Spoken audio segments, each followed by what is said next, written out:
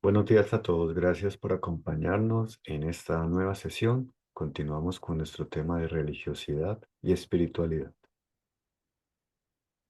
En mi pensar, luz y claridad. En mi sentir, no hay vanidad. En mi actuar, fuerza y verdad. Así crecerá mi alma con fortaleza y bondad. María Lucía, muy buen día. Muy buen día para Bueno, todos. ahora sí, Oscar, vamos a colocar la imagen para que empecemos. Entonces, estuvo muy buena esa comparación porque vemos que esta imagen de hoy, esta forma de hoy, solo tiene un cruce central. Hay muchos cruces simétricos al lado y lado de la línea vertical. Entonces, como les dije la vez pasada, sirve ubicarnos. Yo he colocado como un rectángulo dividido en dos para orientarnos, pero lo que vamos a hacer ahora, simplemente partamos de arriba, donde empieza la línea, los que quieran por la línea punteada o por la izquierda, vamos a recorrerla en el aire con el dedo. Vamos a recorrer esta forma, el movimiento. Pasamos por el centro de la vertical y vamos recorriendo ese movimiento, que ya no pasa nuevamente por el centro, sino que se devuelve sobre sí misma, se devuelve. Mientras ustedes la recorren allí, yo la voy a recorrer en mi pizarra con el dedo también, porque esto también es bueno que lo hagan si tienen pizarra o hacerlo en el papel.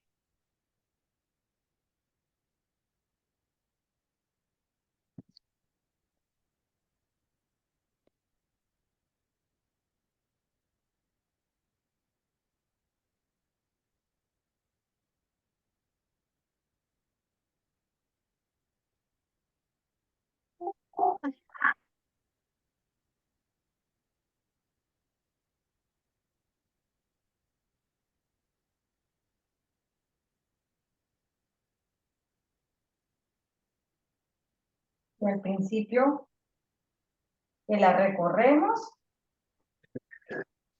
no queda tan simétrica en nuestra hoja, en nuestro papel, pero cada vez que la dibujamos, entonces, bueno, me cuentan cuando ya estén listos, la hayan recorrido, la hayan dibujado en el aire con el dedo, puede ser hacia un lado y hacia el otro, también sirve hacer este ejercicio. Y siempre nos centra un poco el hecho de intentar pasar por el centro de esa vertical. Eso hace que volvamos a, a la armonía de la forma. Entonces, bueno, creo que ya todos lo que la pudieron observar, la pudieron recorrer con los ojos.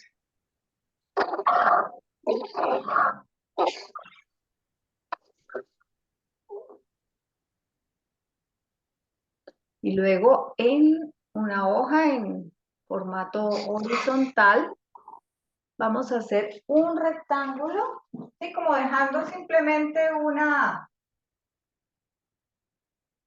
margen en los cuatro lados y tenemos obviamente un papel rectangular, rectángulo horizontal y pasamos una línea media.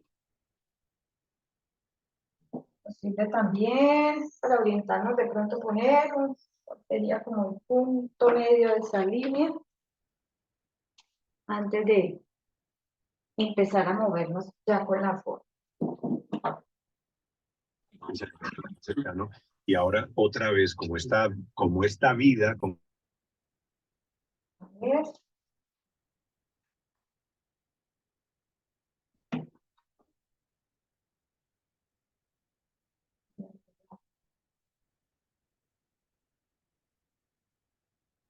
Primero la recorremos mirando la forma.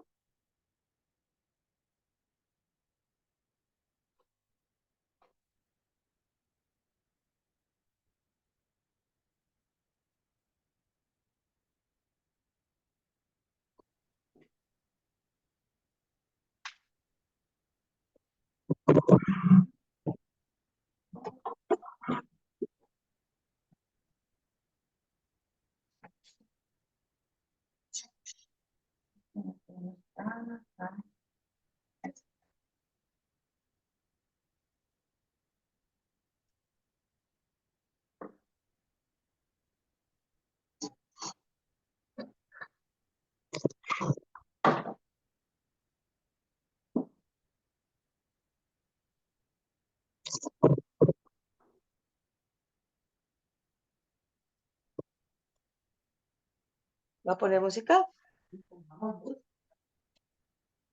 Todavía no vamos a poner música.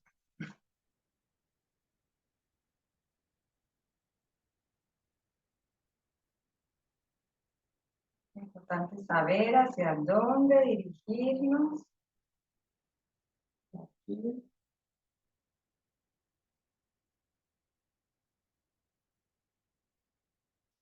Cerca sobre sí misma. Vamos a ver qué sí pasa.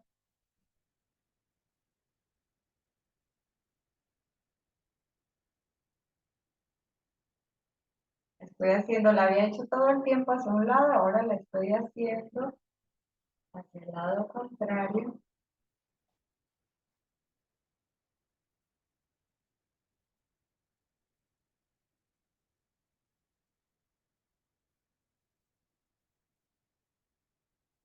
Ahora sí. Listo. Todo el tiempo me había movido hacia un lado, entonces vamos ahora sí a observar cómo hago yo el movimiento.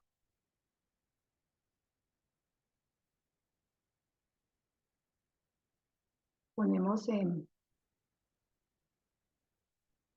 eso. Como ven, en mi pizarra yo me he movido con el dedo solamente. Sirve entonces en ese rectángulo. Ya la hemos movido sobre la misma forma, con la mirada, con los dedos, con la mano. Y ahora vamos a intentar hacerlo ya en la hoja.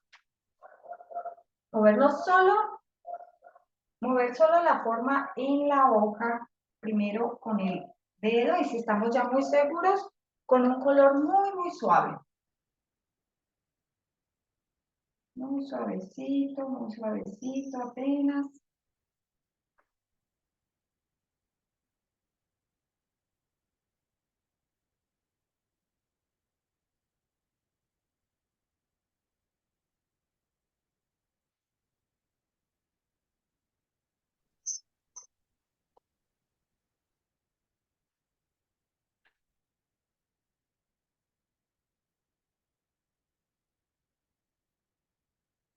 Cuando llegamos a las esquinas, no vamos otra vez al centro, sino que retornamos sobre la misma forma. Entramos.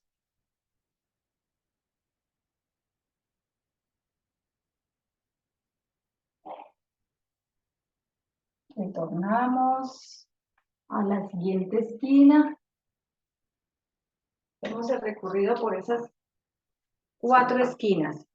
Pues ahí me moví empezando por la izquierda. Sirve mucho tener en cuenta que apenas comienzo a moverme,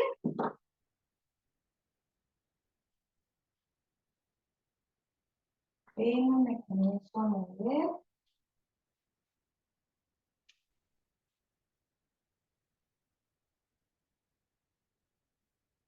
voy hacia una esquina. ¿Dónde está? esta alita y me devuelvo sobre la misma forma, entrando al centro de la otra esquina.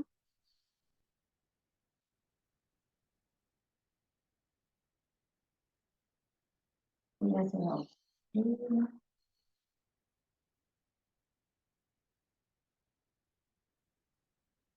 Llego a la parte inferior.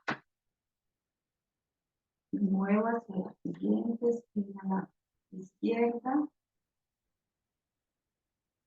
Retorno sobre ella misma, entro por el centro.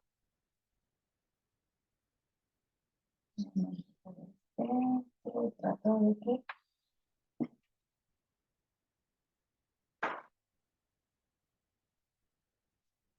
bueno, ahora sí, me sirve mucho mirar mi forma en la pantalla porque veo que le falta mucho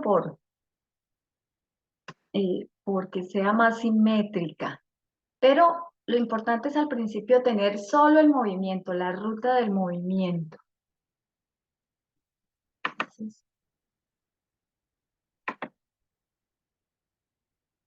empezar con la ruta del movimiento. Una y otra vez yo voy a pasar de nuevo a hacer esa forma más y más visible. Voy a empezarme a mover por el lado derecho.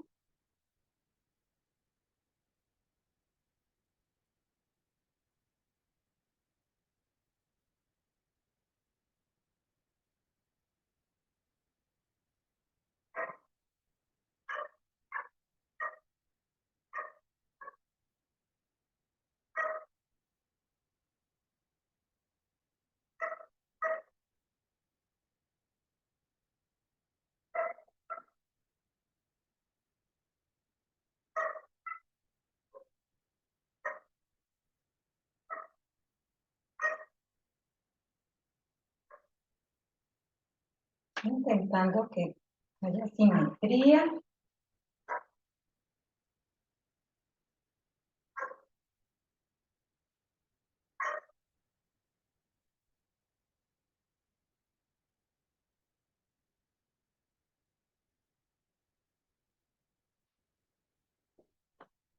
Y ahí poco a poco se va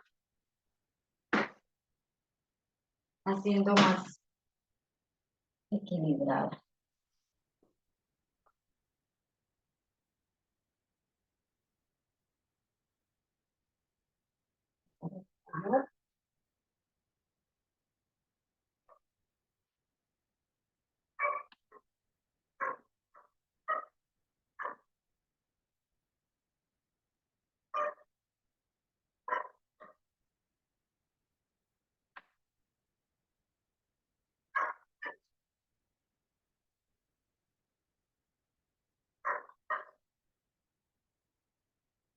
Ahí está recta en el centro. Retorna.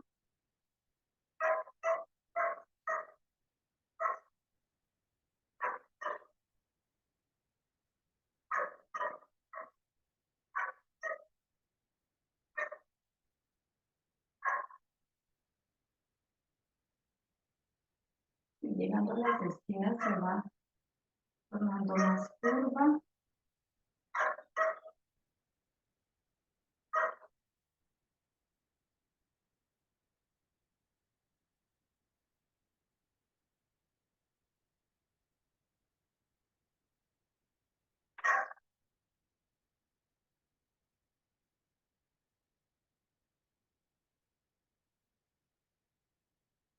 Una y otra vez.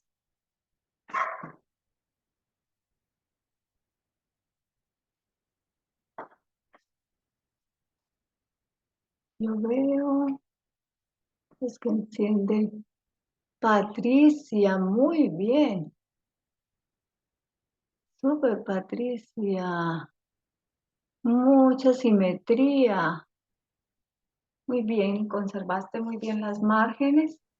Pero muchas pasadas, muchas pasadas para mí.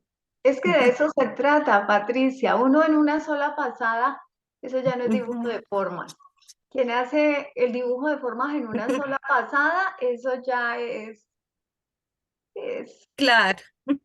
pretender hacer las cosas bien de una sola, no, eso ya. Eso es Ujú. las máquinas, pero los seres humanos necesitamos esto de pasar y cada vez hacerlo un poco más visible. Empezar, por eso hay que ser muy prudente al principio, ¿no? Con un color muy suave, porque si somos muy valientes de empezar con un color oscuro, pues es más difícil. Pero si empezamos con un color muy suave, es más fácil llegar a la forma. A ver, me gusta ver cuando dibuja Oscar o cuando muestran el movimiento. Muy bien. Es así, Patricia. Aún uno puede pasar la mía todavía. Se le puede mejorar. Desde aquí veo varias cosas que se pueden mejorar. Eso. O cambiar de color. Y tratamos de alejar. Es importante, Patricia, alejarnos y verlo desde lejos, la forma que hemos creado, para observar si dónde hay que no pasar por el mismo error. Muy bien, Nancy. Eso, ya. Entonces, por ejemplo, con otro color puedes ver si podemos en esa curva que se acerca a la vertical, si entramos un poco más, porque no se trata de repintar y repintar sobre el mismo error, porque no hacemos nada, sino repasar ya con el color más intenso cuando decimos, ah, bueno, por aquí es que hay que, muy bien, Bárbara, a ver, déjalo que está muy bien, mucha simetría. No, mira, que ustedes logran unas cosas muy bien, eso. Mirando esos cruces, porque es una forma, la anterior tenía 3 cruces en la línea vertical y este tiene muchos cruces eh, en las formas de la simetría vertical. Entonces, tener en cuenta cuánto nos acercamos a la línea vertical. Ese eje vertical también nos da una guía para orientarnos, ¿no? Tanto ese eje vertical como el punto central, saber por dónde es el cruce. Mira, alguien más que quiera mostrar su forma. Y esta ha sido la metamorfosis de algo que empezamos muy sencillo, hace como, sí, ya un mes. Hicimos un primer acercamiento. Todo partió, recuerdan, a partir de la lemniscata. Este primer ejercicio de la lemniscata. Andrea, muy bien. Muy bien. Ajá. Muy bien, en esas entradas acá, mira viendo cómo puedes hacerlo un poquito más simétrico. Andrea, bueno, Andrea, claro, tienes una hoja de papel muy pequeña y por eso tuviste que abarcar toda la hoja, ¿cierto? Entonces, Andrea Flores, para la próxima, cuando tengas una hoja más grande, puedes hacer este margen aquí suavecito para que no quede como abarcando toda la hoja, pero si tienes una hoja muy pequeña, entonces para la próxima, una buena recomendación que puedes hacer durante la semana, escoger un papel, puede ser de 1/4 de pliego. También en los otros países le llaman A3. Súper, Bárbara, muy bien. Eso, y pueden seguir moviéndola. Yo todavía me podría quedar un rato aquí. Un rato aquí.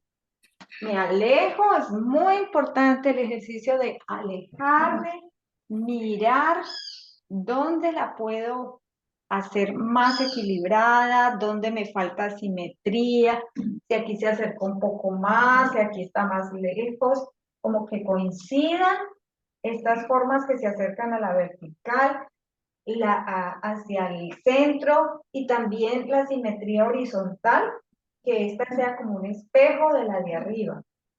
Entonces,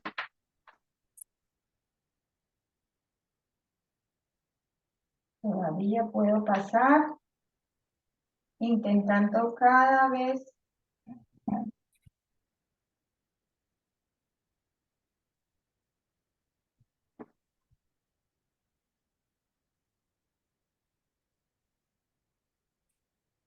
y si me quedo una muy recta, o muy centrada.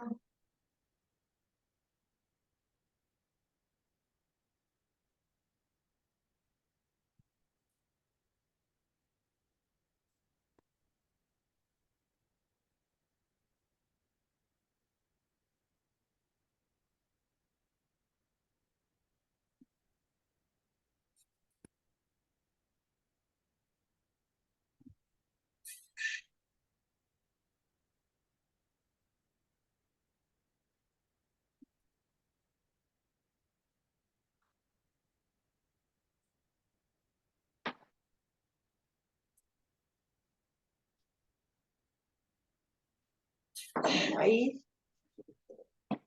cada vez. ¿Alguien más? Muy bien, Oscar. Y miren que todas las formas no quedan iguales. La de Oscar quedó un poquito, estas formas más alejadas de la vertical, pero mantuvo esa simetría. Otros nos acercamos un poco más. ¿Alguien quiere comentar cómo fue los que lograron hacerlo, los que van en camino al trabajo? En un semáforo solamente le dan una mirada y ya se animan de pronto. A ver, Trudy, un poco más arriba, más alejada, un poco más alejada, muy bien. Sí, muy bien. Entonces todos han logrado el movimiento. Ya la simetría la podemos conquistar con la repetición. Mario, ¿lograste hacer la forma? En el aire al menos, ¿no? Al menos el movimiento sirve. Al menos intentar en el aire conquistar ese movimiento, porque es puro movimiento, todos esos cruces. Entonces, intentar. Aquí yo estoy viendo que la mía, esta forma hacia abajo está muy equilibrada, pero hacia arriba, si ven, observen dónde está el error en la mía. Aquí esta forma, aquí está muy equilibrada, pero miren que esta entra un poco más, esta debería equilibrarse un poco más, como dijo Oscar, como redondearla más. Y puedo volver a pasar. ¿Sí ven? Puedo volver a pasar.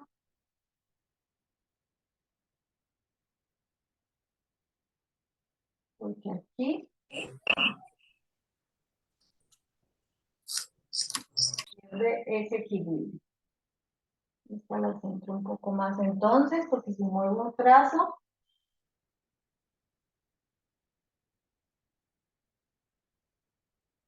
y esta.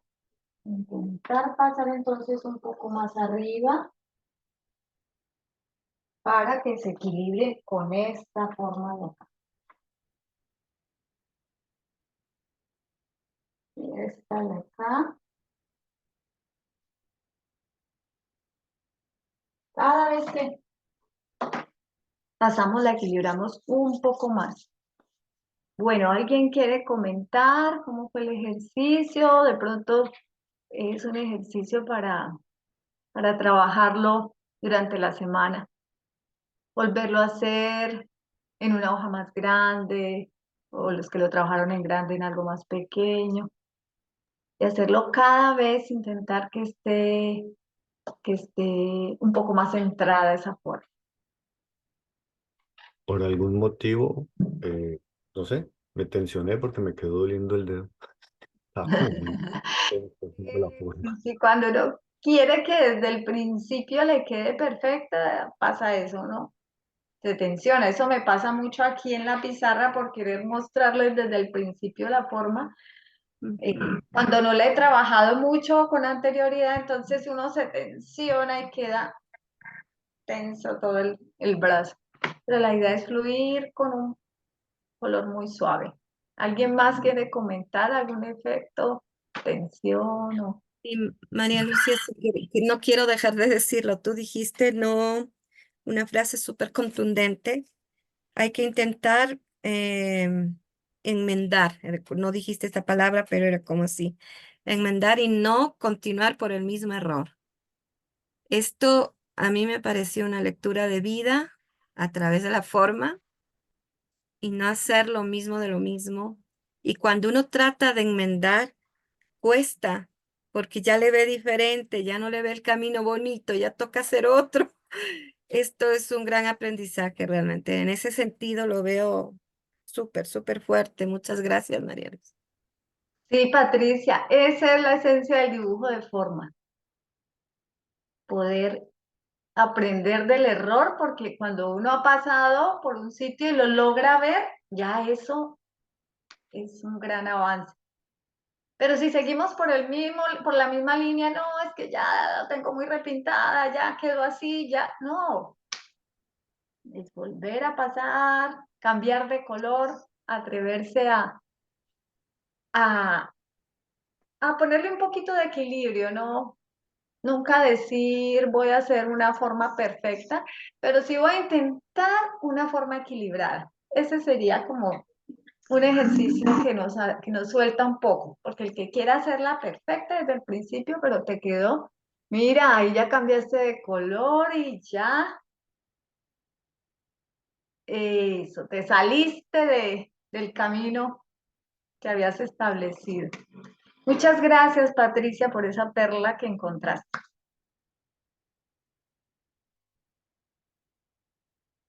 María Lucía, a ti muchas gracias por todo tu tiempo y enseñanzas. Bueno, a ustedes por permitirme explorar estas metamorfosis. Gracias. Y somos juiciosos, mira, somos juiciosos. Rejuiciosos. Yo no lograría hacer esto si este grupo no me retara a hacerlo. Bueno, Bueno, que tengan buen día. gracias, María Lucía. Un abrazo. Vamos a continuar. ¿Quién desea leer, por favor? Comunidad de cristianos. Somos un movimiento independiente de la Iglesia Católica, Romana y de las otras iglesias cristianas, protestantes o evangélicas. La comunidad de cristianos tiene como tarea la renovación de la vida religiosa y, con esto, la gran oportunidad de nutrir la vida social desde los sacramentos renovados. Podemos resaltar algunos aspectos. Cada ser humano ha de ser reconocido en la comunidad como responsable de sí mismo. La iglesia ya no posee la tarea de educarlo. La libertad espiritual del hombre es totalmente reconocida por el miembro de la comunidad. La confesión de fe no debe entenderse como dogma obligatorio, sino como un camino de aprendizaje para toda la vida, vinculado a las más elevadas expresiones acerca de los hechos de Cristo. La ciencia espiritual antroposófica puede ser útil como fundamento para el conocimiento que cada cual vaya desarrollando. El ocuparse de ella y reconocerla como válida queda, por supuesto, a criterio de cada uno y no es de ninguna manera requisito para la participación en la comunidad. Cada comunidad es autónoma y responsable de regular sus cuestiones internas, como también en la que respecta al marco legal y a los aspectos económicos. también en relación a la ayuda mutua con otras comunidades. También en cuanto a la forma de vida personal, cada uno es responsable solo ante su propia conciencia. Los sacerdotes tienen la tarea de consejeros cuando se les pide ayuda. No son jueces de la conducta de los demás. Lo importante es la autoeducación de cada ser humano. ¿Hasta ahí? Que no, perdón. Ya, de cada ser humano. La vida social de la comunidad permite que desde la libre iniciativa individual surja una fuerza que sirve tanto a lo terrenal como a lo celestial. Tomado de www, la comunidad de cristianos.organización. Mario, muchas gracias. Maestro Mario, muy buen día. Buenos días para todos. Bien, ¿quién quiere hacer hoy la retrospectiva?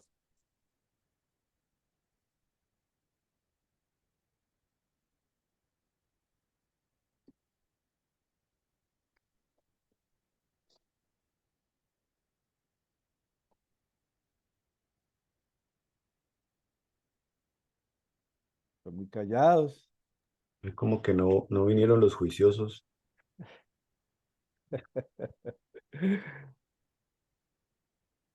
Pero bueno, yo puedo de pronto entregar algunas perlas que me han quedado a mí de estas charlas, Mario. Eh, bueno, retomaste nuevamente, digamos, como los tres aspectos de la antroposofía como ciencia espiritual. Y es que debemos de investigar por nosotros mismos, ese es uno de los aspectos. También que la ciencia espiritual debe abarcar o abarca todos los credos religiosos y las confesiones religiosas, no es excluyente. Y de hecho incluye la base metodológica de todas estas corrientes espirituales. Eso me quedó por ese lado.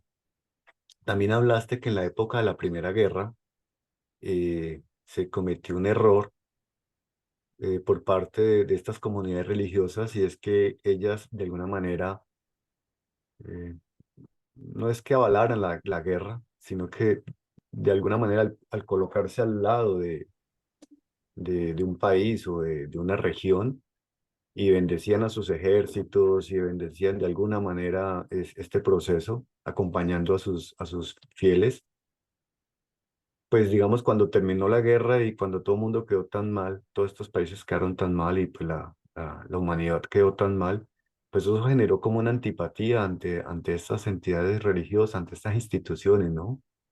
Porque pues no había como una coherencia y al final pues queda el sentimiento de Dios no me protegió, esto realmente no es lo que habíamos pensado, nos iban a proteger, íbamos a ganar la guerra.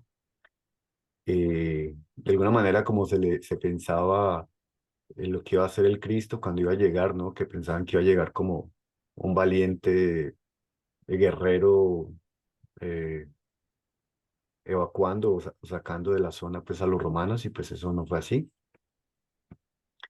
Y claro, quedó como esa resistencia, esa antipatía generó fue como un anhelo de espiritual de un cambio y una renovación espiritual en la humanidad, precisamente como por eso. También hablaste de la segunda venida del Cristo, que hubo mucha especulación y dentro de una de esas se pensó en algún momento, la sociedad teosófica, si no estoy mal, de que Krishnamurti era la reencarnación del Cristo. Tengo entendido que igual él con el tiempo reconoció que fue un error, ¿no? Que no, él no lo era. Al comienzo como que sí se comió el cuento, pero luego dijo, no, esto no era así. Y que la segunda venida del Cristo es realmente es la encarnación en el cuerpo etérico de la tierra, porque él ya en el Gólgota, de alguna manera, tomó el cuerpo físico de la tierra, o se encarnó pues como en el cuerpo físico y ahora está trabajando en el cuerpo etérico. Y de hecho, si no estoy mal, dijiste que pues ya había empezado esto desde el siglo XX, ¿no? Mm, ¿Qué más? Bueno, hablaste acerca de este tema de la comunidad de cristianos. A Steiner se le hizo la pregunta de que si existía algún movimiento que podría unir el catolicismo y el protestantismo y estas corrientes. Y él dijo que sí, que efectivamente, que se estaba preparando ya como germen en el mundo espiritual. Hubo ahí dos personas que se acercaron, un varón y una mujer, y al comienzo no entendieron el mensaje de Steiner y bueno, eso fue lo que me quedó a mí, Mario, como dentro de la charla pasada. Bien. Muchas gracias, Oscar. ¿Alguien más quiere complementar, decir algo que ha quedado allí?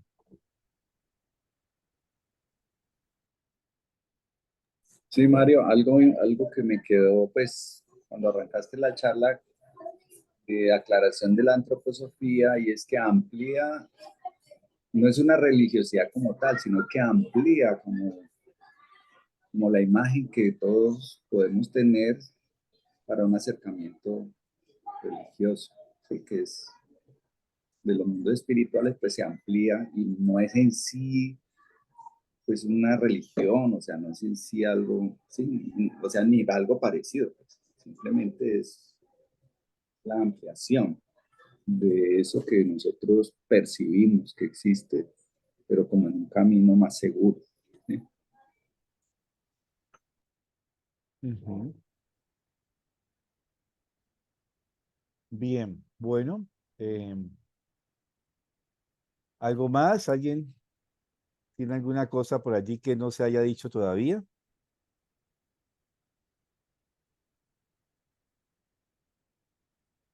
Bueno, entonces hemos venido construyendo como este hilo, digamos, en un oteo así de horizonte, em, digamos, no tan profundo, sino yendo como en una descripción general de todo este proceso de que ha vivido la humanidad.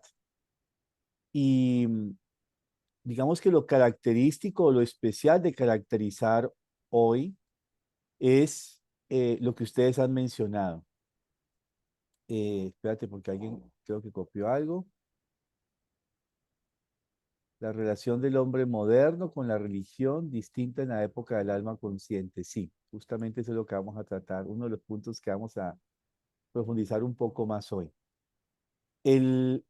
Tenemos que mirar que así como los seres humanos evolucionamos, eh, desde el nacer hasta el morir tenemos un proceso evolutivo, se esperaría que sea progresivo, aunque muchas personas dicen que ya cuando uno llega a la ancianidad, pues está condenado a ir a todo lo contrario, a involucionar.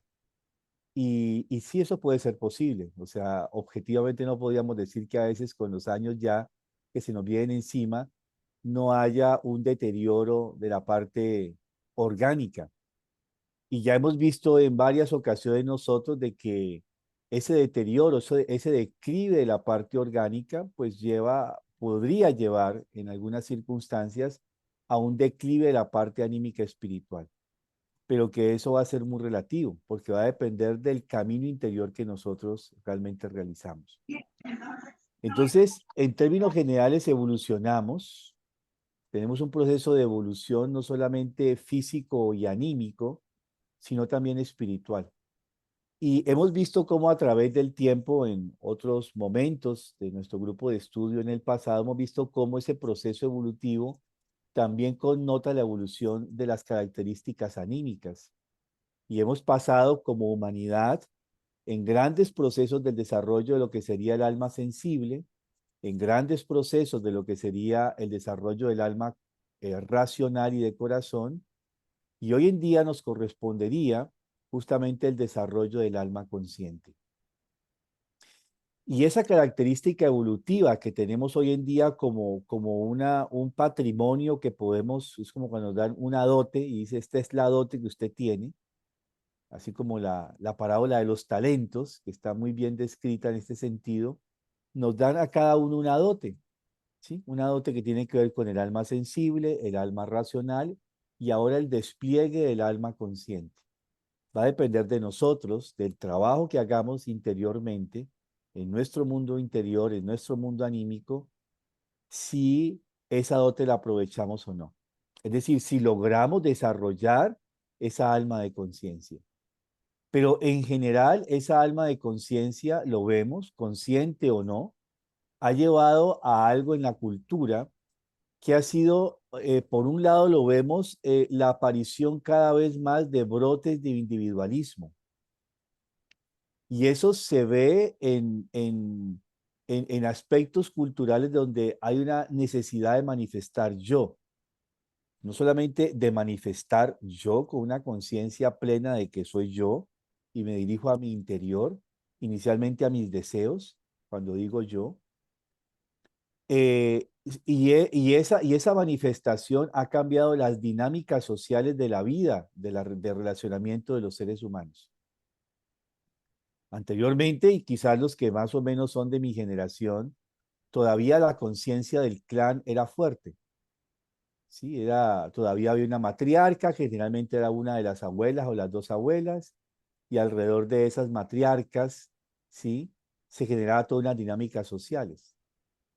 Ya hacia finales de los 80, 90 quizás, esa conciencia del clan se va perdiendo y aparece, digamos, más la conciencia de la familia nuclear. Ya no son grandes, inclusive la estructura arquitectónica cambia, ya no son grandes casas donde viven 2 o 3 generaciones conjuntamente, sino que cada vez estos espacios se reducen a familias nucleares y de una separación de la familia extensiva. A veces, digo yo, como medio de defensa, viven de alguna manera cercanamente, en la misma cuadra, en el mismo barrio, para tener estos contactos con esa familia extensiva. Pero decididamente a finales de los 90 eso cambia y cada vez la familia nuclear cambia y la estructura de las sociedades cambia, la estructura de la calle cambia. Todo viene en un proceso que es paulatino, no es que apareció un cambio de la noche a la mañana, se viene gestando poco a poco. Y ya hoy en día, ya en este siglo XXI, vemos cada vez más esta manifestación de la individualidad, cada vez más creciente, basada inicialmente en el cuerpo de los deseos. O sea, narro algunos hechos evidentes de que realmente este cambio evolutivo digamos, nos implica a todos como seres humanos, los podemos evidenciar en nosotros mismos o en otros. Cada vez, por ejemplo, también como otro signo, los hijos heredan, no heredan la tarea que tenían nuestros padres o abuelos, los negocios, las empresas, las actividades, inclusive económicas, laborales, cada vez son más individuales. Es decir, totalmente ajenas de lo que hacían nuestros padres. Es decir, tenemos solamente el anhelo de las fincas, eh, eh, tenemos este anhelo de las fincas, pero solamente para llevarnos la ciudad a las fincas, ¿no? O sea, si nos llevamos el equipo de sonido, el licor y todo lo demás, pero no tenemos el anhelo de las fincas para ir allá con el asadoncito, con el machete, a ir a trabajar, ¿cierto? Sino a casas de campo, le llamamos hoy en día, como una reminiscencia de eso que todavía nos tocó, al menos a los de mi generación. Obviamente los que ya son de la generación nueva, como nuestros hijos y sobrinos, cada vez quieren saber menos de, de la casa de campo, de la vida, que todavía nos toque un poquito eso de lo que como niños quizás estuvimos imbuidos. Y con esta intensificación del cuerpo de deseos, que es justamente una de las características iniciales o digamos, el portal para el desarrollo del alma consciente, en esta intensificación del cuerpo de los deseos, en esta manifestación de la autonomía desde este cuerpo de deseos, cada vez viene más esta particularidad de ser nosotros, en ese sentido, en el cuerpo de deseos, y vemos una cuestión que nos está tocando mucho a los latinos, que yo lo veía un poquito de soslayo hace algunas décadas atrás en Europa Central, con este tema de primero desarrollar mi personalidad, mi carrera profesional, o sea, hacerme yo como individualidad, carrera, vida individual. desarrollarme, desplegarme como individualidad y de pronto después casarme y de pronto después tener hijos. Eso se vivía en Europa ya hacia mediados de los 90, un poco lejano todavía para nosotros, pero es un hecho que las estadísticas muestran un declive en la natalidad en los países latinoamericanos. Y eso lo vemos en el impacto en la educación. Cada vez más las generaciones jóvenes no quieren tener hijos por A, B o C motivo, ¿sí? Pero es una realidad. O sea, primero, la individualidad, el desarrollo, el despliegue de la individualidad es un signo. Eso no podemos juzgarlo como bueno o malo. Es una realidad y como tal hay que observarlo como un movimiento nuestro. Es decir, estas necesidades del despliegue de nuestra alma consciente llevan a que también las formas antiguas que estábamos relacionando con los fenómenos de la Primera y Segunda Guerra Mundial, que colocan en jaque a toda la institucionalidad sobre la cual nosotros nos soportábamos, y cuando coloco la institucionalidad en la que nos soportábamos, me refiero a todo lo que tiene que ver con los regentes políticos, con la política, con la iglesia, que era otra de los estamentos que regían nuestra vida, el mismo aspecto de la educación, de la economía, muchas cosas están totalmente desde entonces siendo revaluadas. Y eso es un fenómeno que tratamos de describir real, que vino, o sea, fue digamos, vino conexo a estos fenómenos del desarrollo del alma consciente. Y también con ello vino este fenómeno del advenimiento del Cristo, de la segunda venida del Cristo, que ya mencionamos también hace 8 días que Steiner marcó una fecha como el momento crucial en que esta nueva aparición del Cristo se manifestó en el mundo espiritual. Pero obviamente este advenimiento del Cristo no viene con los acontecimientos de la Primera y Segunda Guerra Mundial, ni tampoco con el hecho concreto que describe Steiner en la antroposofía, en la ciencia espiritual, como un hecho concreto. Recordemos que la antroposofía, la ciencia espiritual, es ciencia y como tal describe hechos. Y como dice Steiner, si ustedes siguen estas indicaciones, ustedes pueden... Hay un micrófono abierto haciendo eco. Ustedes pueden justamente poder vivenciarlo, evidenciar estos hechos como tal. Pero esta aparición del Cristo ya, yo no entraré en los detalles históricos, hay un libro que lo describe con bastante detalle que se llama En torno al nuevo advenimiento de Cristo, de Schröder, que es un sacerdote y teólogo de la comunidad de cristianos. Él hay una primera parte donde describe todos estos momentos en que ya se especulaba con este segundo advenimiento, venida de Cristo. El montanismo fue uno de esos movimientos fuertes que ya desde el primer siglo venían diciéndose, inclusive muchos de estos que eran obispos, mencionando que ellos mismos eran, en ellos se había encarnado el Espíritu Santo, y todo esto del advenimiento siempre de manera un tanto escatológica, ¿no? Habían datos muy escatológicos que siempre ha estado asociado a ellos, y pues no nos ha faltado situaciones críticas, sí, de políticos locos, de economía deprimida, de violencia, de muchos signos que pueden interpretarse de esta manera. Entonces, parece que estos dos eventos como tal, el advenimiento, el nuevo advenimiento de Cristo y el desarrollo del alma consciente, tienen que ver con algo muy especial, o sea, están de alguna manera relacionados en sí estos dos eventos. Recordemos que todo el proceso evolutivo del ser humano tiene que ver mucho con el ser del Cristo. Ya lo hemos mostrado como desde épocas antiquísimas, como la Lemuria, la Atlántida, él ha venido influyendo poco a poco en este proceso, no solamente de acercamiento a la Tierra, sino en este proceso de coadyuvar al desarrollo de lo humano como tal. Ese fue el compromiso, como ya escuchamos en algún otro momento, que él asume desde la libertad. Entonces, este fenómeno, estos fenómenos sociales y estos fenómenos culturales, sociales, que a la vez están relacionados con la política, con la economía, con todo esto de lo histórico que narra la historia de alguna manera, están asociados a estas necesidades de desarrollo individual.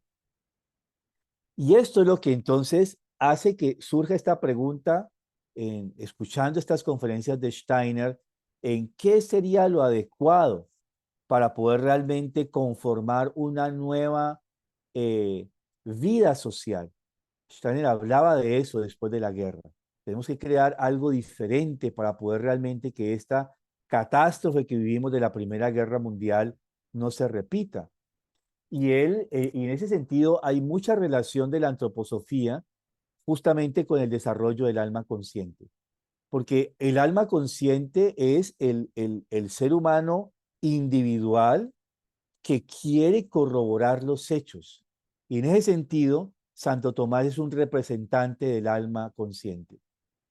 Hasta que yo no meta mis dedos y no vea mis dedos en sus llagas y no las vea, no creeré. Y Cristo justamente le va a alabar esta cualidad en vez de decir, pero ay, usted no está creyendo en mí, mira, tan incrédulo, y es mi discípulo. Alaba esa cualidad. Y dice que sobre esa cualidad realmente debe soportarse la nueva iglesia, la nueva comunidad cristiana, ¿sí? El nuevo cristianismo. No lo dice así exactamente, es decir, formula algo como que sobre esa cualidad es lo que se espera el nuevo desarrollo de una conciencia humana. Y justamente Santo Tomás representa a ese hombre del alma consciente, corroborar, ver por sí mismo, evidenciar los hechos. Y justamente ahí es donde aparece la ciencia espiritual. Como ciencia espiritual, no como movimiento religioso, sino como disciplina científica, que si yo la aplico, es decir, utilizo el método de investigación antroposófico, que es la fenomenología, puedo corroborar estas evidencias yo mismo. Puedo hacerme un Santo Tomás hecho y derecho, digámoslo así, en palabras mías. Entonces, en ese sentido, viene este movimiento primero de la ciencia y luego estas preguntas. Cuando Steiner comienza a hablar en estas conferencias de que debemos hacer una reforma, una restauración, ¿sí? De lo que es el organismo social para que realmente podamos fluir en el desarrollo actual en que estamos, es cuando surge esta pregunta doble en dos momentos distintos. Una hecha por Klein y la otra hecha por Sperry. ¿Puede haber un movimiento intermedio? No una fusión, hago esa claridad. Ellos nos preguntan, ¿y podemos hacer una fusión entre el catolicismo y el protestantismo? No. ¿Puede haber un movimiento intermedio entre esto y aquello? Y la respuesta de Steiner fue sí, eso puede ser posible. Ya en el mundo espiritual, tal movimiento existe. Y es muy curioso esto, ¿no? Porque, bueno, Steiner en la antroposofía siempre nos ha dicho, no existe nada material que no haya sido concebido inicialmente en el mundo espiritual. ¿Sí? Cada cosa que existe es el devenir o la manifestación de un pensamiento del mundo espiritual. Y por eso responde sí, en el mundo espiritual ese movimiento religioso ya está en germen. Si ustedes pueden reunir a un grupo de jóvenes inquietos como ustedes, podría ser. Y ellos lo interpretan mal porque cada uno lo hace de manera particular, individual. Y eso es lo nuevo. Partiendo de la individualidad, asociémonos con otras individualidades para crear lo que debe surgir como nuevo. Y es allí cuando se encuentran en una de esas ciclos de conferencias que está dando Steiner, estos dos personajes, Klein y Sperry, se confrontan y es cuando se dan cuenta que están errados. Y surge entonces la necesidad del primer curso, que se va a dar en junio de 1921. y ahí asisten 18 personas. Y Steiner va a decir, bueno, pero necesitamos más gente aquí. Y se va a dar el segundo curso, que se va a dar en septiembre de 1921, y eran cursos que duraban 2 semanas, duraron 2 semanas, y luego ahí asistieron en el segundo momento como más de 100 personas, casi 150 personas. Finalmente, el segundo curso, que se dio un año después, en septiembre de 1922, asistieron muchas personas, pero finalmente los que siguieron con este impulso firme de crear una nueva comunidad religiosa, está, digamos, soportado en 45 de ellos. 45 personas fueron las que asistieron a estos cursos y continuaron con la creación del movimiento religioso que voy a hablar más adelante. Si no me alcanza hoy, será dentro de 8 días, pero quiero entrar en varios detalles allí, de esta conformación. Pero lo que quiero resaltar hoy es cómo todo esto va naciendo de algo que va surgiendo de inquietudes de algo nuevo, de algo diferente, de algo que responda a las necesidades actuales de la humanidad. Sí, por un lado, quieren que en este sentido lo religioso le pueda hablar de una manera nueva al ser humano, acorde a su desarrollo particular. Eso es lo que estas personas quieren en el fondo. Estos jóvenes mayores, inclusive porque son los jóvenes los mayores, quieren algo diferente, quieren un lenguaje distinto en que realmente el mundo espiritual se pueda manifestar. No quieren una religiosidad que se base en estructuras abstractas, en cánones que se repiten como paradigmas una y otra vez. Ya estas personas sienten que no tienen nada que ver con ese lenguaje, que ese lenguaje no nutre su vida anímica, que ese lenguaje no le da un lugar a lo que ellos buscan desde una vida religiosa como tal. Y justamente Steiner ha creado todo un campo ya con la ciencia espiritual, con la antroposofía, porque justamente crea un lenguaje distinto. Ustedes ya algunos han tenido la experiencia de cuando se adentra a estudiar la antroposofía, eso le hace un montón de desbarajustes en su capacidad cognitiva, o sea, le quiebra, le tritura a uno todos los paradigmas, todas las bases sobre las cuales uno ha estado formado, o como yo digo a veces molestando, deformado, ¿cierto? Porque son estructuras que se nos meten como paradigmas, ¿sí? Como estructuras muy abstractas que a veces no nos dicen nada, no nos describen realmente algo. Y este anhelo vivía en estas personas, de esta Europa central, vivía estas personas algo diferente, algo nuevo. Y Steiner justamente no solamente nos desarrolla un método científico espiritual al cual todos podemos acceder y el cual nosotros podamos hacerlos investigadores de esa disciplina, de esta ciencia espiritual, sino que además da un lenguaje distinto. Y ahí es donde tenemos que aprender a conocer este lenguaje. Inclusive por ahí tengo dentro de mis anaqueles un librito que es como la traducción de las frases de Steiner, ¿no? Como un diccionario que te dice cuando Steiner, porque él además crea, el alemán permite eso, juntar varias palabras para crear una nueva. Y comienza a crear un nuevo lenguaje realmente. Un nuevo lenguaje que le habla a esa alma consciente, anhelante, de una descripción nueva, de un acceso al mundo espiritual nuevo. O sea, que implica no solamente el desarrollo de un método científico, sino también de un lenguaje distinto.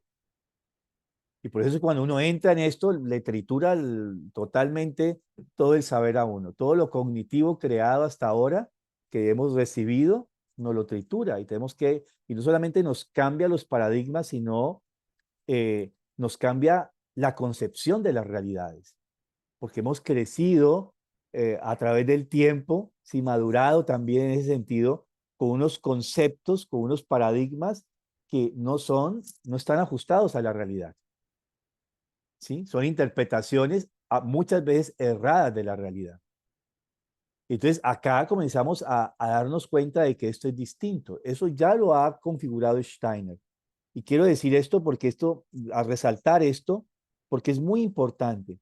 Tenía que haber sido creada una disciplina científica espiritual a principios del siglo XX, no solamente para poder de alguna manera nutrir y digamos, armonizar las ciencias naturales existentes. Y estas ciencias naturales existentes va a implicar también la teología como disciplina también científica, ¿sí? Eso es un hecho que va a venir con esta pregunta, ¿sí? Y es importante decirlo porque hay un campo, digamos, un campo que se ha venido, digamos, formando primero en un lenguaje nuevo para luego realmente poder dar lugar, o sea, una reforma dentro de una concepción de lo espiritual, a una reforma de poder acceder a lo espiritual, y esta base nos va a permitir posteriormente una reforma con respecto a lo religioso y al acceder a lo religioso. Bien, ese es el marco que quería hoy resaltar, ¿cierto? Que es muy importante. Y también el que Steiner no quiere que estén asociados. Primero, porque no quiere que se asocie la ciencia espiritual con religión. Son dos cosas, como ya hemos visto, totalmente distintas. Y luego tampoco él quiere que la naciente comunidad religiosa sea vista como la religión de los antropósofos. No quiere que esto sea así. Lo digo porque él lo manifiesta así, concretamente. No es una interpretación, él lo dice concretamente. Pero también porque él dice, la ciencia espiritual, como disciplina científica, tiene que estar abierta para todo el mundo, independientemente de su concepción científico-natural e independientemente de su concepción religiosa. Como ciencia, tiene que tener esta libertad, ¿sí? Y como ciencia tiene que estar dentro del establecimiento de lo que es un método científico, y la religiosidad irá por otro camino, porque vemos que tiene otro camino, ¿cierto? Ya Oscar nos ha mencionado hoy, nos ha dado un tentempiés de qué es la comunidad religiosa de la comunidad de cristianos, die Christengemeinschaft, y sobre qué basa sus preceptos. Justamente porque busca acercarse a ser una comunidad religiosa que le da lugar y nutre, por otro lado, le da lugar a que el alma consciente pueda acceder a ella, pero también que nutra el alma consciente, respetando la individualidad. Eso es más o menos lo que dice en estos aspectos. Yo dentro de 8 días estaremos cerrando el curso. Quiero entrar en más detalles con respecto a qué es esa renovación, concretamente, en qué consiste los 3 puntos, digámoslo así, para mí cardinales de lo que es esta nueva religión como religión en sí misma. Entonces, en este sentido, todo esto surge de preguntas, y es importante decirlo. Steiner no dijo, venga, entonces ahora ya quedamos la ciencia espiritual, ya hemos creado todas las disciplinas científicas, ya tenemos la Universidad de Ciencia Espiritual con cada una de sus secciones o facultades, como se llamaría afuera en el mundo convencional. Ahora creemos entonces la religión. Steiner no hizo nada que no haya sido preguntado por otros. Y a veces esperó años para que insinuaba, ¿no? En sus conferencias. Insinuaba acerca de la educación. Y pasaron un par de años hasta que le formulan la pregunta concreta. Esta pregunta llega y entonces él se vuelve un colaborador. Él está, digamos, llamado a ser el colaborador para o coadyuvante más bien, digámoslo así, en la creación y el nacimiento de esta nueva religión, porque no hay otro que lo pueda hacer. Hay personas muy eruditas, eh, lo vamos a mirar dentro de 8 días, personas muy eruditas dentro de los mayores, que ya eran teólogos hechos y derechos, muy consagrados, muy, digamos, cosmopolitan, pero no tenían todavía, y muy desarrollados espiritualmente muchos de ellos, pero no tenían la capacidad de poder tomar todos estos contenidos del mundo espiritual y colocarlos en el mundo concreto físico. Y él casi que se convierte en el partero de este proceso e inicia a estas personas, a partir de este curso, ¿sí? Hablando de todo este aspecto, que primero él va en estos 3 cursos que él hace para estos nuevos teólogos y sacerdotes de la comunidad de cristianos, él establece primero todo un relato histórico. Nosotros tratamos de hacer así pues, un brevísimo teo de ese proceso histórico-cultural en la relación del ser humano con la religiosidad. Y luego va a hablar de lo que es teológico, de la conformación teológica, para luego adentrarse en detalles muy particulares de lo que es lo nuevo que se necesita de una religión, incluyendo este concepto que se llama renovar los sacramentos. Una renovación de los sacramentos, se van a retomar los 7, como vamos a mirar dentro de 8 días, de una manera renovada. ¿Y qué es renovada? No solamente renovada en sus formas, en las formas particulares en que el ritual tiene que acontecer, el ritual o el rito tiene que acontecer, sino en el lenguaje en que tienen que ser pronunciados. Entonces ahí comienza este gran ejercicio, que los viejos teólogos que acompañaban este movimiento, pues hay muchos testimonios de sus autobiografías que dicen que inclusive reconocen en Steiner a un polímata, ¿sí? A un hombre que tiene, no solamente habla de todas las ciencias naturales, ¿sí? De cada disciplina de las ciencias naturales las maneja como un gran sabio, un docto en cada una de esas disciplinas, sino que mira, también toma la teología y la habla con tal propiedad que desborda el conocimiento que nosotros mismos tenemos como teólogos. Muchos de ellos son doctores en teología, ¿no? Hay que decirlo. Entonces, ¿por qué? Porque él retoma esto de lo que debe ser lo nuevo. Y se ve la necesidad de iniciar, de consagrar como sacerdote al que va a ser posteriormente el rector supremo, que es Rittelmeyer. Después vamos a mirar esos detallitos, pero es el que lo tiene que iniciar a él, porque no hay nadie que lo pueda hacer. Dice, si hubiese un sacerdote católico, quizás lo hubiera podido hacer, pero no lo hay. Lo tengo que hacer. Tenemos que recordar que los protestantes, luteranos en especial, habían ya perdido la relación con los 7 sacramentos. Y uno de ellos tenía que ver con la consagración sacerdotal. Pero de eso vamos a hablar después porque es una de las reformas también. No es ordenación, sino consagración sacerdotal. Y el único que estaba preparado para recibir esta iniciación era Rittelmeyer. Y él lo inicia, y a partir de ahí Rittelmeyer va a consagrar a cada uno de sus colegas. Y los consagra, no los ordena como un gran obispo, los consagra, es decir, están en el mismo lugar uno de otro. Que recordemos que los únicos consagrados, tanto en las diferentes religiones cristianas, son los obispos, y el resto de los sacerdotes son ordenados. Después voy a hablar de esa diferencia entre una y otra cosa, ¿sí? Pero acá desde el inicio todos los sacerdotes son consagrados. Cada uno puede entonces realizar los 7 sacramentos. Cada uno está en potestad de poder realizar los 7 sacramentos. Y ahí viene una de las reformas en este sentido. Entonces, en este aspecto de la creación de esta nueva religiosidad que tenga que responder a lo que responde justamente, a lo que debería responder a las necesidades del alma consciente, naciente y creciente en ese momento. De ahí surge todo este movimiento. Y luego quiero cerrar con este tema que ya en algún momento vimos hace bastante tiempo del advenimiento, el advenimiento de Cristo,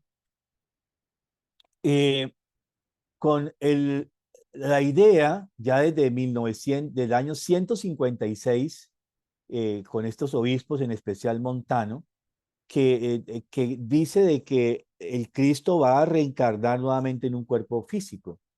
Y eso nos ha acompañado desde entonces, ya desde el primer siglo de la naciente comunidad cristiana, que está relatada en los Hechos de los Apóstoles, nos muestra ya esta tendencia escatológica relacionada con esta nueva encarnación del Cristo, advenimiento del Cristo en un cuerpo físico, relacionada con signos escatológicos. Y así a partir de allí, la historia muestra todos estos momentos especiales, desde el primer siglo, pasando por la edad antigua, medioevo y hasta actualmente, porque hay movimientos que todavía lo dicen, ¿no? 1914, dijo, por ahí un movimiento religioso viene, y como no fue en el 14, dijo en el 15, y así siguen cambiándolo cada año, ¿sí?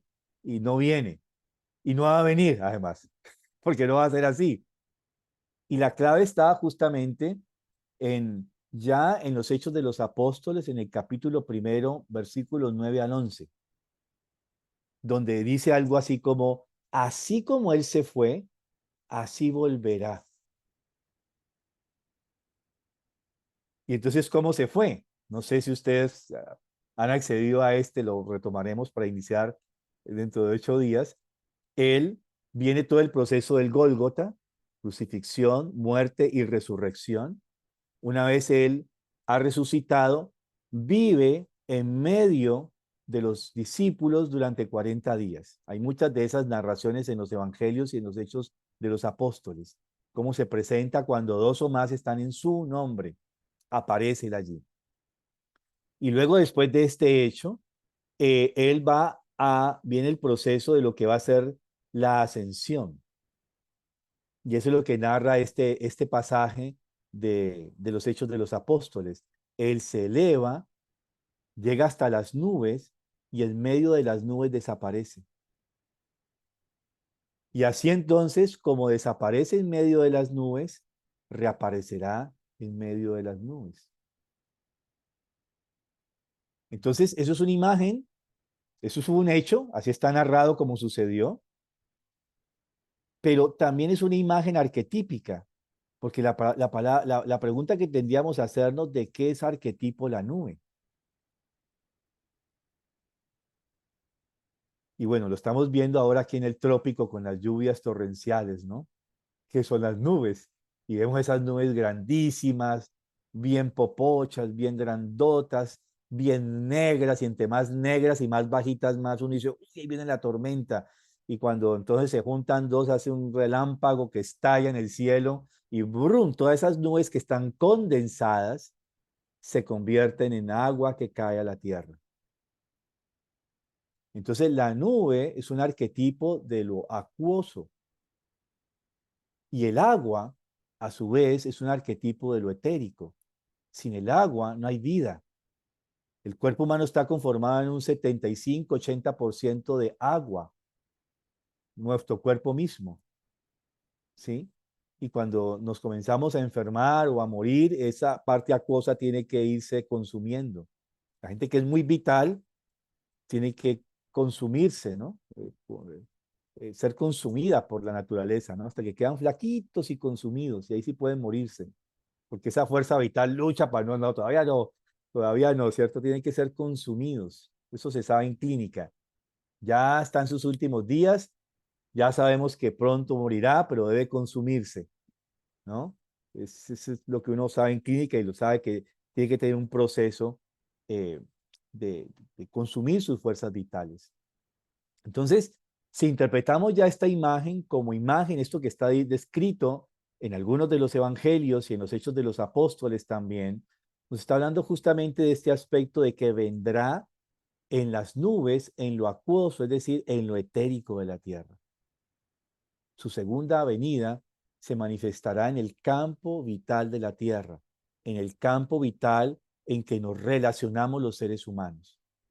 Por eso dice, cuando 2 o más estén reunidos en mi nombre, yo estaré en medio de ellos. Porque la vida social se establece a través del relacionamiento. Y ese relacionamiento que nos coloca justamente alma a alma está antecedido por un espacio vital, por el encuentro de nuestros cuerpos en un espacio vital, de vida, en una comunidad. Entonces, este advenimiento del Cristo se viene manifestando, lo dice Steiner ya, desde la guerra. Y hay muchos relatos que esto que él manifiesta como una sentencia, también lo vimos en el pasado en nuestro grupo, no sé si los que llevan más tiempo lo recuerdan. Puedo retomar algo de esto, algún pasaje, algún hecho nomás, porque en ese momento vimos varios de estos hechos de personas que estuvieron en la guerra en situaciones extremas de vida o muerte y tuvieron un encuentro con el ser del Cristo. en este mundo, en este espacio vital, en lo más íntimo del alma humana. Y también narrábamos cómo no solamente en la guerra, también narré en ese momento de casos, de experiencias narradas en la práctica clínica de personas que también han tenido esta relación con el Cristo en momentos cruciales de su existencia y una manifestación de este ser del Cristo. O sea que el nuevo advenimiento es un hecho que algunas personas han podido testimoniar desde la guerra y hasta hoy en día. Entonces, estos dos aspectos de una evolución en nuestra naturaleza anímica que debe pasar por el desarrollo del alma consciente, más esta manifestación del advenimiento, del nuevo advenimiento del Cristo en el mundo vital de la tierra y de los seres humanos, es lo que, digamos, motiva la creación de una ciencia espiritual y de una nueva religión, de una nueva religiosidad y de una nueva religión. Bueno, dejemos un espacio para inquietudes y preguntas. Quiero anunciar que dentro de 8 días estaríamos cerrando. Quiero retomar un poco esto del advenimiento y de esta conformación de esta nueva religión. No quiero entrar en detalles, puedo pasar muy así también por un granoteo, porque no quiero entrar en detalles, porque aunque yo he estado metido en este movimiento religioso, eh, bastante adentro hace mucho tiempo, ahora un poco más afuera por mi biografía y mis circunstancias de vida, eh, creo que debo llegar hasta cierto punto nomás, ¿sí? Ujú. Mario, perdón, solo una cosita pequeña. Disculpa, Germán, que acabo de ver tu manito. Solo algo, quizás poder el jueves que nos puedas ayudar a ampliar este tema de no lo reconocerán. Vendrá por segunda vez todo este aspecto vital, pero no lo reconocerán muchos. No será así. Quizás esa idea nada más quería dejarla para que tal vez podamos ampliarla la vez que viene, Mari, por favor. Gracias. Sí, ok, muy bien. Germán. Bueno, buenos días a todos. Me da gusto estar acá, Mario. Muchas gracias por todas las enseñanzas y al grupo por sostenerse y aceptarme. Me toca siempre desde el tráfico y poco puedo participar, pero hoy quisiera brevemente pues comentar algo porque este tema en particular me ha tocado mucho. Me recuerda mis años de formación en filosofía y un debate que quiero pues simplemente compartir, como comentar como el eco que me ha hecho, porque para este momento me parece muy oportuno, digamos en lo personal y en lo colectivo, ¿no? Que haya esta reflexión sobre la religiosidad, las religiones, el pensamiento hacia la libertad, la filosofía para la libertad. Y lo que me recuerda es esta pretensión que tenía la filosofía occidental de ser ciencia, ¿no? De ser la ciencia que podía explicar todo. La pretensión que tenía la filosofía desde quizás la filosofía griega, desde que se llama filosofía, por explicar el mundo y cómo eso se volvió como una bandera, una campaña, y que va también a fracasar en el sentido de que pues el cuestionamiento del pensamiento racional, eh, luego Kant y el idealismo y después Nietzsche y todo esto con la tan tergiversada y mal entendida muerte de Dios en el pensamiento occidental, bueno, todo lo que eso trajo también pensando en el siglo XIX y siglo XX, se mezclaron y malinterpretaron las cosas, ¿no? Como con un sesgo muy cerrado de que pues, la muerte de Dios era el fin de la religiosidad y este tipo de cosas. Bueno, un debate como de nunca acabar, pero que me llama la atención porque en este planteamiento de la ciencia, de la espiritualidad, pues está de todas maneras esa esencia, ¿no? De qué entendemos por ciencia y de cómo es a través del pensamiento libre y del pensamiento autónomo que se consigue esa pretensión de libertad o se alcanza como ese deseo, esa ansia de libertad en el ser y no solamente en la estructura intelectual, sino más como un camino en donde la religión no es la que encarcela o dictamina o limita ni tampoco una filosofía que entendida como esa liberación de la religiosidad se vuelve hacia el otro extremo, como hacia un existencialismo casi que ateo y que conduce a un cientificismo que yo creo que nos tiene como en unos extremos, en unas polaridades innecesarias, pero pues que se dieron así históricamente, ¿no? Y como hoy en día lo que puede haber es una reconciliación de esos términos.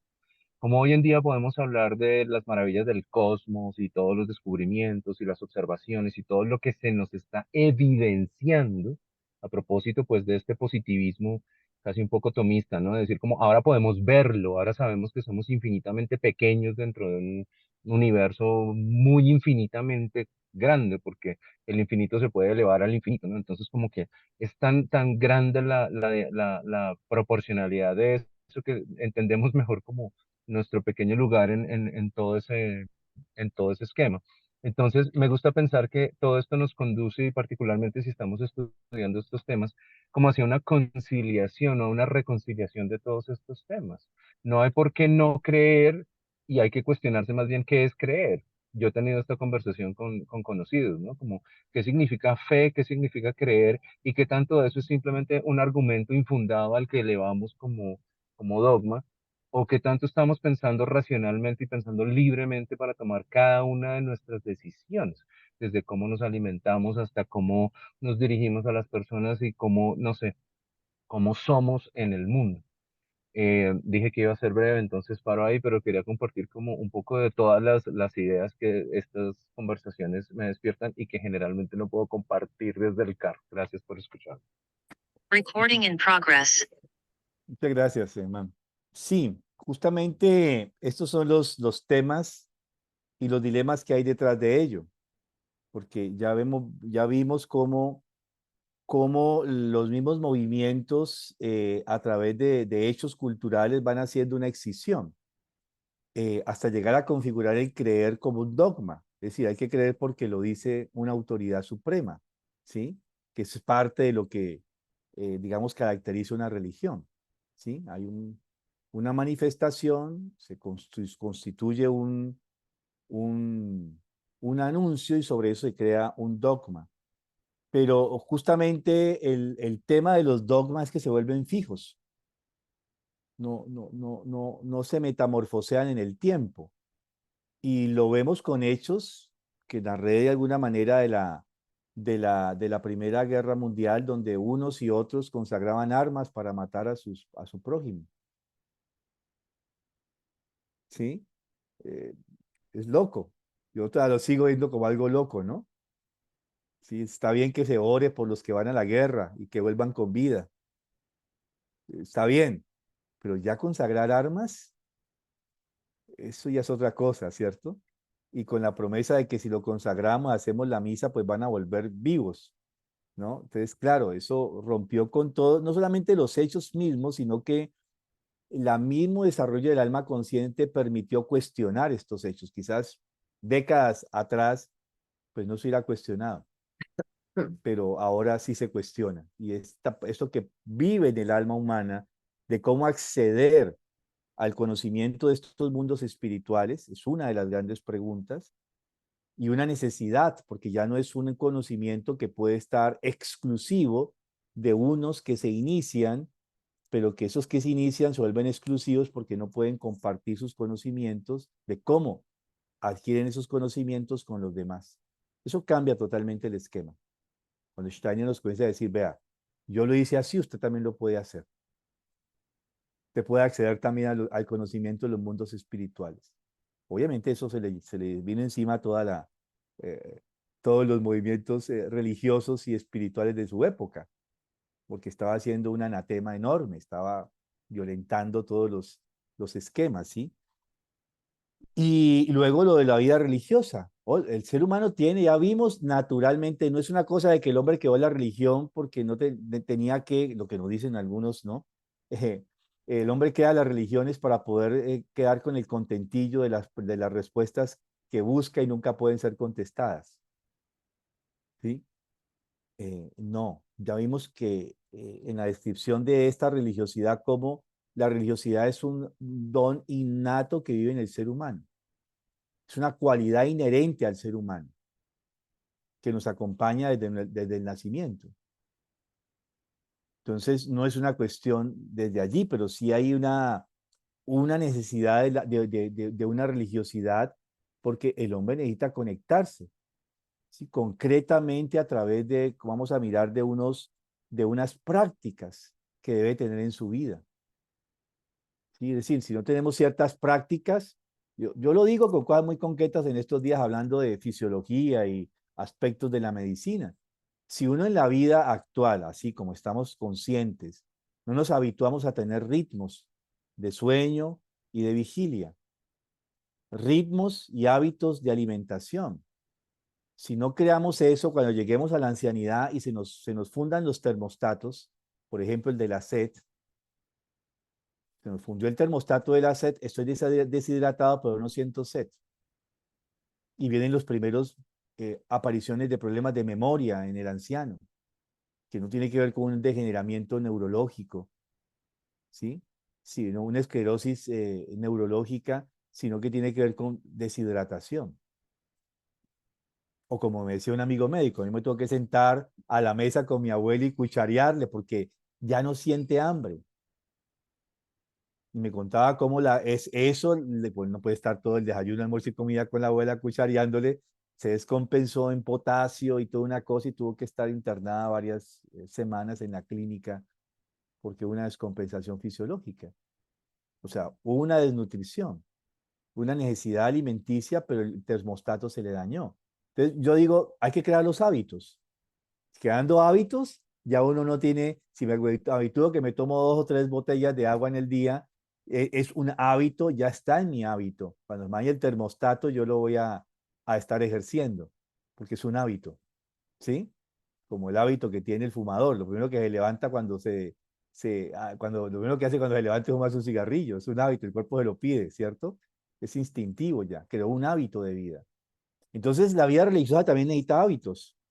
No meramente esta cualidad de tener las inquietudes y los aproximamientos espirituales religiosos, sino que necesitamos crear hábitos. Y es necesaria una vida religiosa, ¿sí? Vamos a mirar esto por qué dentro de 8 días. No les adelanto todavía porque quiero cerrar un poco con eso. La fundamentación, ya vimos de lo espiritual, de la ciencia espiritual y ahora de lo religioso. Bárbara. No. Mario, ¿cómo va? Buen día a todos. Quería decir simplemente el tema de todo este recorrido que hicimos de ver un poco la historia y de la evolución hacia el alma consciente, que estamos en la época del alma consciente, y toda esa pérdida de la autoridad que tuvimos en la religión, en la caída de los dogmas, que es una época también donde el hombre se siente aislado y se siente solo. Esas individualidades son tocar la soledad. Entonces grupos como o la antroposofía, creo que hablo por mí, pero quizá para todos nos brinda como una herramienta para volver a encontrar el camino. Porque es cierto que hemos ido hacia un proceso de individualidades tan extremas que estamos realmente solos. Sí, así es. El sentido de vacuidad, como lo describe Eric Fromm en varios de sus libros, es una característica del siglo XX y del siglo XXI, porque esa es la experiencia de ser alma consciente. Estoy solo y por mi cuenta, y nadie me puede ayudar. ¿Sí? Los chicos lo dicen a los 14 años, es que nadie me entiende.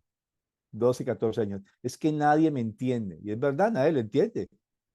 Hay que colocar los zapatos para poderlo entender, por un lado, ¿cierto? Y el otro tiene que abrir su alma para poder darse a entender.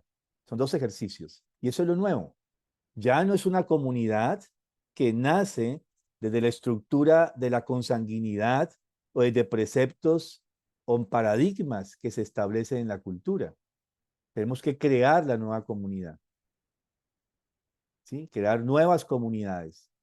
Y ese es el ejercicio nuevo. Y Steiner nos proporciona cómo podemos hacerlo cuando nos da uno de sus grandes temas incomprendidos y poco leídos, que es la transformación social. Todo el mundo recita la transformación social, pero ¿cuántos se han vuelto estudiosos de la transformación social, digo yo?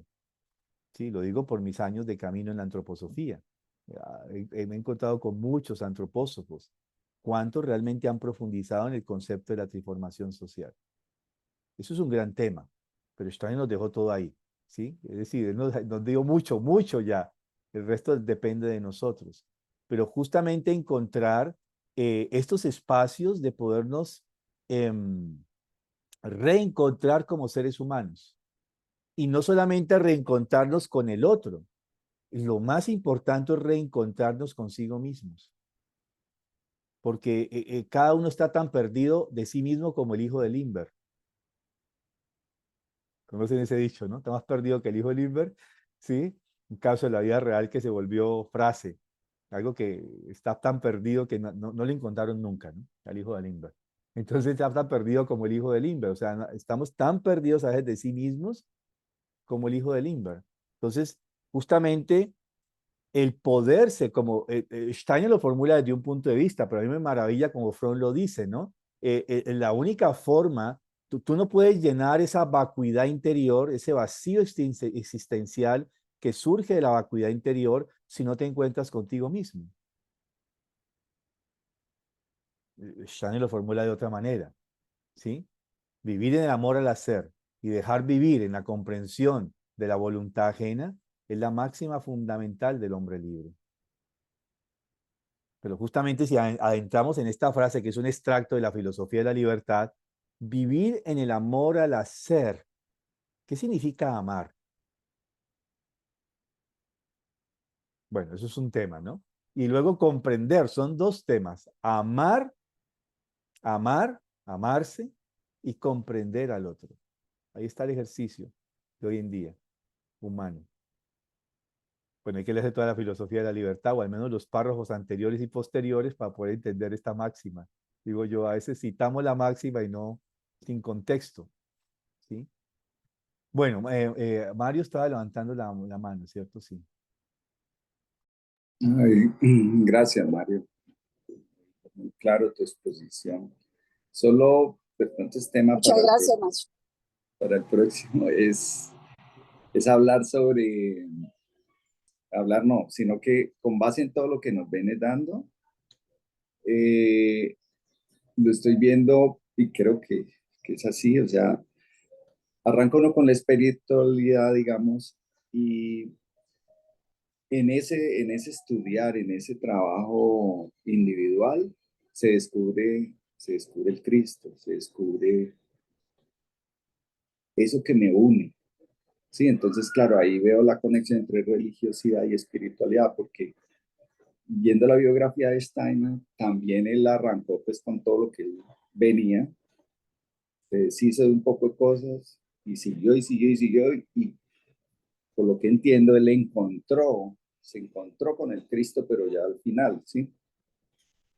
Y ahí pues le cambió todo, toda su vida. Entonces, claro, ahí, entonces es como un camino que pues muchos, la individualidad de cada cual decide, de pronto encuentra el Cristo primero y después ya, pues, pero me parece muy diciente que es como así, se va trabajando y de pronto aparece ese ser que lo acompaña y que va a acompañarle a que culmine ese camino que ya decidió.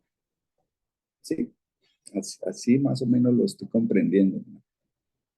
Sí, Gracias. el hecho de Cristo, o sea, cuando yo siempre hablo mucho del hecho de Cristo y más no lo explico, ¿no?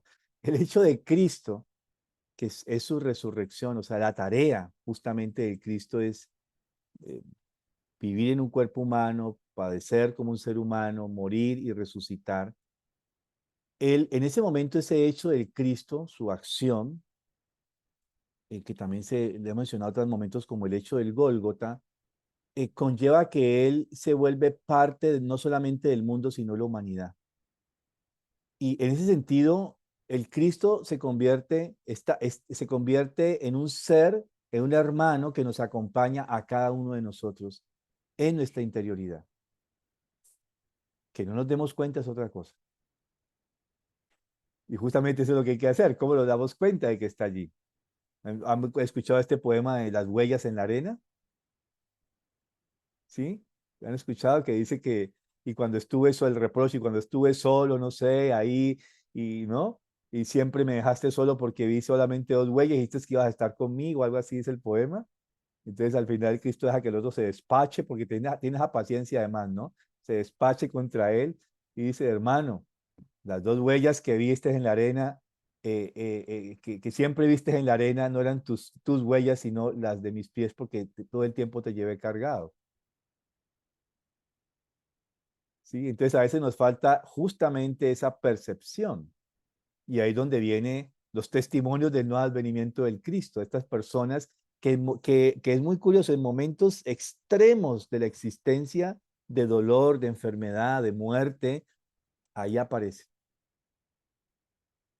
Se hace manifiesto, siempre ha estado, porque todos somos habitantes de la tierra, y si Él es el espíritu de la tierra, pues es uno con nosotros. ¿Sí? Está en todo, en todo. Él transforma, se transforma a través del hecho del Cristo, o sea, del Gólgota y su misterio de su resurrección. Él transforma todo. Él no solamente está para los seres humanos, está para toda la naturaleza misma. Y transforma la concepción pagana que se tenía antiguamente de solo ver seres elementales, gnomos, ondinas y silfos, a realmente a tener poder tener, tener una percepción del Cristo mismo. Pero ¿cómo nos afinamos? Y ahí necesitamos ejercitación. O como científicos espirituales, como antropósofos, o llevando una vida religiosa. Pero sobre esto continuamos dentro de 8 días porque ya el tiempo se nos fue. Mario, muchas gracias. Muchas gracias. Bueno, entonces vamos a cerrar. Muchas gracias, maestro Mario. Mi pensar, luz y aliento. En mi sentir no hay vanidad. En mi actuar, fuerza y verdad. Así crecerá mi alma con fortaleza y bondad. Maestro Mario, muchísimas gracias. Gracias a todos. Nos vemos dentro de 8 días. Buena Con mucho semana. Muchas gusto. gracias. Hasta el otro martes. Gracias. Chao, chao. Gracias, gracias. Bonito día para todos.